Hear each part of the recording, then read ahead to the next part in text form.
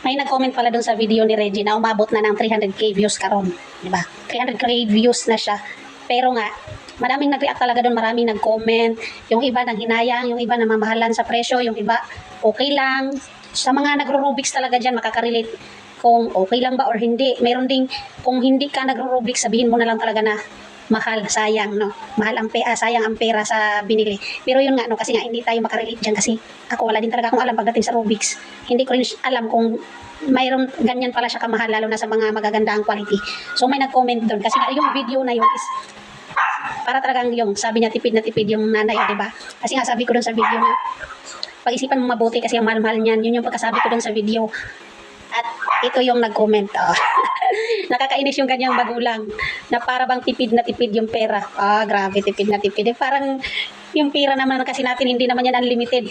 Syempre, tipid-tipid kasi hindi naman unlimited. Siguro nasa kabataan pa to kasi hindi pa niya maiintindihan talaga yung katulad ng magulang niya, di ba? So, ito nga, nasa kabataan pa nga siguro tong nag-comment. So, gusto ko lang sabihin sa kanya na kung alam mo lang, kung alam mo lang, talagang tipid na tipid tayo sa pira ngayon. Tipid na tipid tayo sa pira ngayon, anak. Kaya wag muna tayong magbili-bili ng laruan. Hindi kasi, sinasabi ko lang is, normal lang yun sa magulang na magtipid talaga. Kaysa mag-spend ka ng pera para sa laruan, mas gugustuhin pa yan ng magulang na sa ibang bagay. Kung anak ka tapos nabibilihan ka ng laruan, so pasalamat ka talaga. Kasi ang magulang, mas uunahin yung ibang bagay kaysa sa laruan.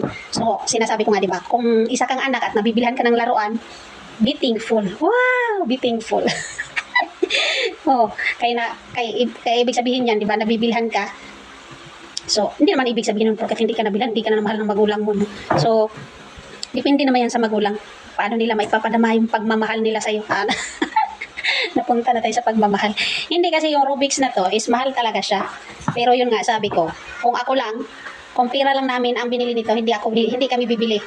Pero hindi kasi namin pera ang binili dito. Pera ni Reggie, sarili niyang pera ang binili. Pero sinisigurado ko pa rin na hindi niya pagsisisihan. Kasi baka bumili na siya nito tapos may gusto pa siyang iba. Paano na ibibili niya? Kaya sinabi ko doon sa video na final decision. Kasi mahal na mahal yan. Kung anong gusto mo, pag-isipan mo mabuti. So kaya ginaganon ko sa video na yun kasi baka nga may iba pa siyang gusto tapos wala na siyang pera. Kaya ganon yung nangyari doon sa video at ganito din yung nagiging comment niya. So yung sinabi niyang tipid na tipid. Ganon talaga ang mga magulang anak. Nagtitipid talaga. Pero hindi naman, binibilhan naman namin yan si Reggie ng sarili naming pera basta may mga kondisyon. Siyempre, sinabi ko na sa inyo, walang madalian sa mundong to, kailangan may kondisyon. So bago mo bilhan yung anak mo, bigyan mo muna yan ng mga kondisyon. Kung magawa niya yung kondisyon nyo, di pag talagang bibilhan mo, talagang tutuparin mo yung sinasabi mo sa kanya. Pero ito nga, sabi ko, pera niya. Pero nabibilhan naman namin siya ng mga iba. Yun nga, may mga kondisyon para mabilhan siya. Pag may gusto siya ng mga laruan, like, gusto niya ng ganito, sige, basta gawin mo to, gawin mo yan. Ganyan kami, no? Naglalabas kami ng sarili naming pera, basta sa laruan. Naglalabas kami ng sarili naming pera sa laruan, sa mga laruan ni Reggie, basta may kondisyon, hindi pwedeng wala. Kaya darating ka din sa point na, pag naging magulang ka na, kahit limpak-limpak pa yung pera mo, sigurado ako na hindi ka bili sa anak mo. Tandaan mo yan. Kahit limpak-limpak pa yung pera mo, sigurado akong hindi ka bili sa anak mo.